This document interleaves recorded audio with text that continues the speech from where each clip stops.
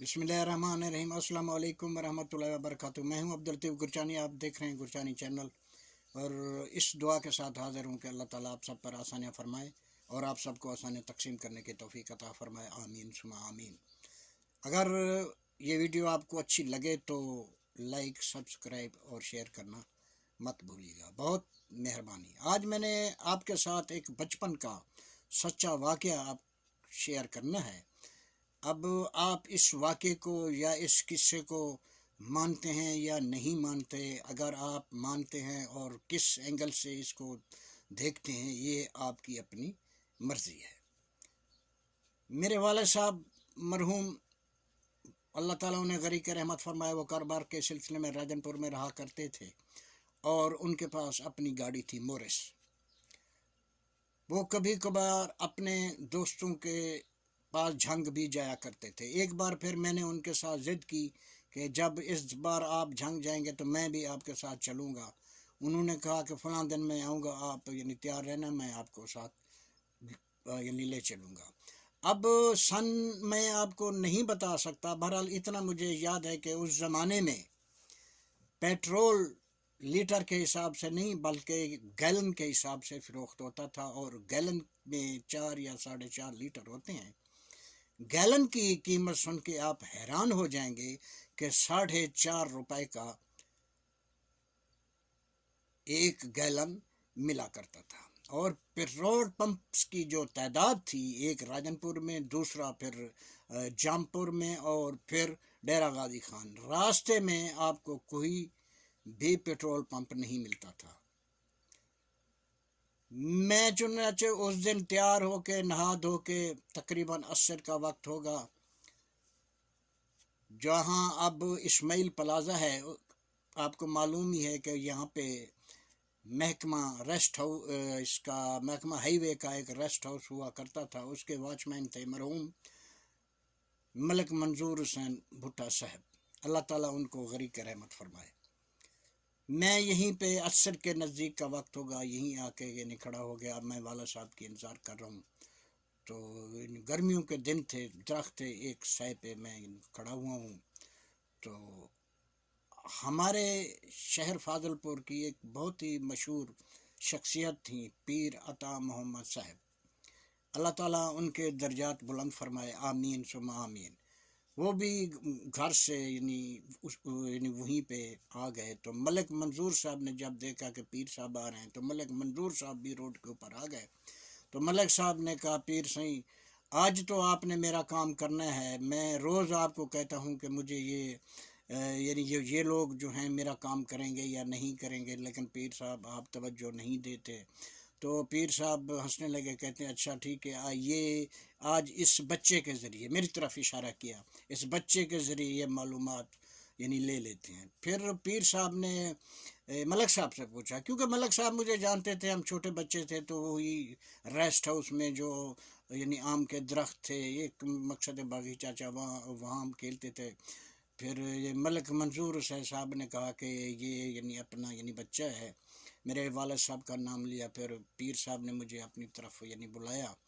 फिर वो मुझे भी ले गए। फिर उन्होंने मुझे ये कहा कि बेटा डरना नहीं है, हम भी आपके साथ बैठे हैं।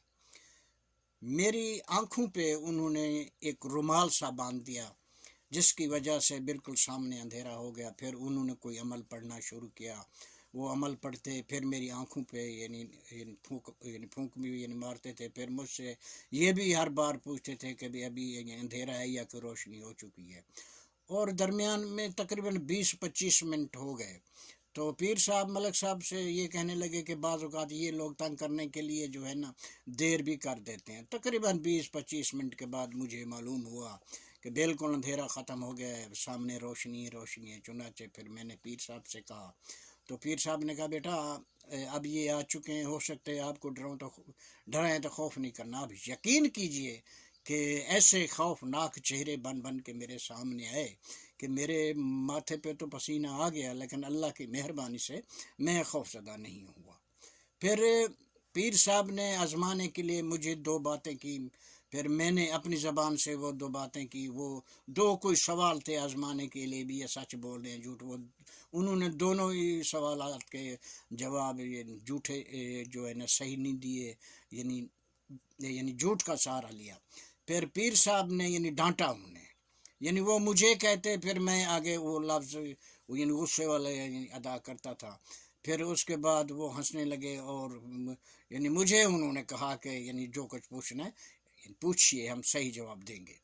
تو پھر حقیقت میں مسئلہ یہ تھا کہ ملک منظور صاحب کا کوئی چند لوگ جو دو چار آدمی تھے جو اپر پنجاب سے کسی سلسلے میں آئے تھے فاضل پور میں، تو ملک صاحب کے ساتھ ان کی دوستی ہوگی، ملک صاحب ہر بار ان کی خدمت کرتے تھے، تو ملک صاحب نے کوئی ان کو کام بتایا، انہوں نے پھر کام کرنے کی حامی بھر لی، اور جب بھی آتے ملک صاحب سے کچھ نہ کچھ پیسے لے جاتے تھے، لیکن کہتے تھے کام آج ہوگا، مہینے بعد ہوگا، یا مزید 15 دن چاہیے۔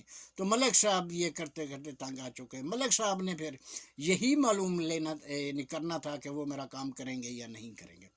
چنانچہ جب مجھے یہ بتایا گیا تو پھر میں نے اپنی زبان سے ان سے پوچھا کہ فلاں آدمی ہے، وہ ملک صاحب کا کام کریں گے یا نہیں کریں گے؟ تو پھر میرے کانوں میں یہ آواز پہنچتی ہے کہ وہ جھوٹے لوگ ہیں، فراڈی لوگ ہیں، ملک صاحب کا کام وہ ہرگز نہیں کریں گے، تو یہ بھی ہو سکتا ہے کہ آج کے بعد وہ نہ آئیں، تو ملک صاحب سے کہیے کہ ان کو کچھ بھی نہ دیں۔